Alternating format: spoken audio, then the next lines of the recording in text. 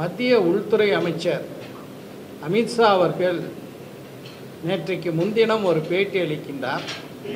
அந்த பேட்டியில் அவர் என்ன குறிப்பிடுகிறார் என்றால், வருகின்ற குளிர்கால நாடாளுமன்ற கூட்டத்தொடரில் இந்த வக்ஃப் வாரிய மசோதா சட்டமாகவே தீரும் என்று அவர் பேசியிருக்கிறார்.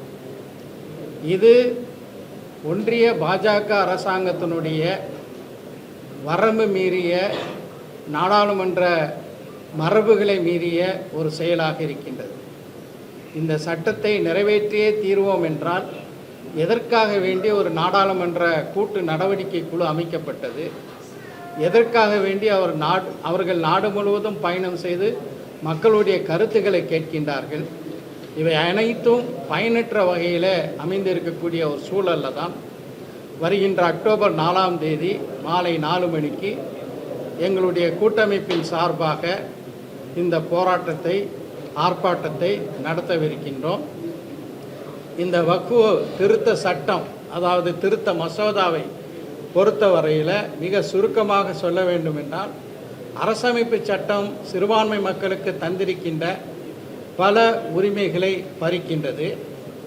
இந்த சட்டம் முரண்பாடுகளினுடைய மொத்த வடிவமாக இருக்கின்றது. நாட்டினுடைய பொதுவான சட்டங்களையும் கூட மீறி இருக்கின்றது. உதாரணமாக சொல்ல வேண்டும் என்றால், இந்த சட்டத்தினுடைய, அதாவது ஏற்கனவே இருக்கக்கூடிய வக்ஃப் வாரிய சட்டம் 108A பிரிவு என்ன சொல்கிறது என்றால், சிறப்பு சட்டங்கள், அதாவது இந்த வக்ஃப் சட்டம் மற்ற சட்டங்களை தாண்டி அது செயல்படும் என்று சொல்கிறது. நாட்டில் பல சிறப்பு சட்டங்கள் ஏற்றப்படும் போது அது பொதுவான சட்டத்தை மீறி அந்த ஸ்பெஷல் ஆக்ட் தான் ப்ரிவேல் ஆகும். இது உச்சநீதிமன்றத்தினுடைய தீர்ப்பிலே சொல்லப்பட்டிருக்கிறது. அதையும் மீறி இந்த சட்டம் ஏற்றப்பட்டிருக்கிறது. அதே போல் லிமிட்டேஷன் ஆக்ட் என்று சொல்லக்கூடிய ஒரு பிரிவு வக்ஃபு சட்டத்தில் 107வது பிரிவாக இருந்தது. அந்த பிரிவை நீக்குகிறார்கள். இந்த பிரிவை ஏன் முஸ்லீம் சொத்துக்களை கண்காணிக்கக்கூடிய வக்ஃபு சட்டத்திலிருந்து மட்டும் நீக்க வேண்டும்? லிமிட்டேஷன் ஆக்ட் இன்றைக்கி பார்த்தீங்கன்னா தமிழ்நாட்டில் Hindu religious and charitable endowments act 1959 ஏற்றப்பட்டது.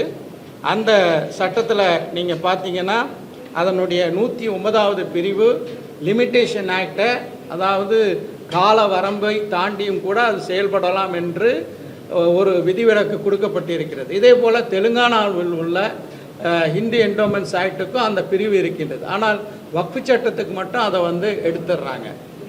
இதில் வக்ஃபு சொத்துக்களை ஆய்வு செய்வதற்காக சர்வே கமிஷனர்னு ஒரு ஆள் இருக்கிறார். ஆனால் அந்த சர்வே கமிஷனர் என்ற பொறுப்பே தூக்கிடுறாங்க. இந்த சர்வே கமிஷனர் ஏதோ வக்ஃப் வாரியம் நியமிக்கக்கூடிய ஒரு ஆள் அல்ல, அரசே நியமிக்கக்கூடிய ஒருவர் தான். அவர் நாட்டில் பொதுவாக சர்வே செய்யக்கூடிய பணி அவருக்கு இருக்கின்றது. அவரை எடுத்துவிட்டு மாவட்ட ஆட்சித்தலைவருக்கு அந்த பொறுப்பை கொடுக்குறாங்க. இப்போ என்ன ஆகுதுன்னா, மாவட்ட ஆட்சித்தலைவர் சர்வேயும் பண்ணுவார். அதே போல் அந்த சொத்து அரசு சொத்து என்றால் அதுக்கு அவரே உரிமை கொண்டாடுவார் என்பது மிகவும் மோசமான ஒரு மரபாக இருக்கின்றது. இப்படியாக பல முரண்பாடுகள் இந்த சட்டத்தில் இருக்கின்றது. குறிப்பாக சொல்ல வேண்டுமென்றால், இந்தியாவினுடைய நாடாளுமன்ற வரலாற்றில் மொத்தம் 115 திருத்தங்களை கொண்ட ஒரு சட்டம் இதுவரை ஏற்றப்படவே இல்லை. இந்த வக்ஃப் வாரிய திருத்த மசோதாவில் 33 புதிய விதிமுறைகளை உள்ளே நுழைக்கின்றார்கள். 45 விதிமுறைகளை மாற்றுகிறார்கள். 37 விதிமுறைகளை நீக்கிவிட்டார்கள். ஆக மொத்தம் 115 திருத்தங்களை கொண்டு வந்திருக்கிறார்கள். இதனுடைய ஒட்டுமொத்தமான நோக்கம் என்னவென்றால், வக்ஃபுக்கான உரிமைகள் அனைத்தையும் பறிக்க வேண்டும் என்பதுதான் ஒன்றிய பாஜக அரசு.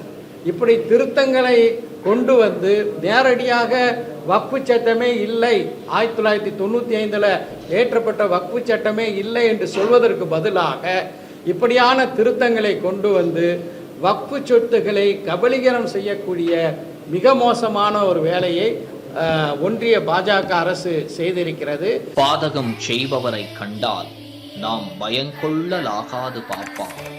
மோதி மிதித்து விடு பாப்பா, அவர் முகத்தில் உமிழ்ந்து விடு பாப்பா. அண்மை செய்திகளை உடனுக்குடன் தெரிந்து கொள்ள இணைந்திருங்கள் இயம்நாடு தொலைக்காட்சியுடன்.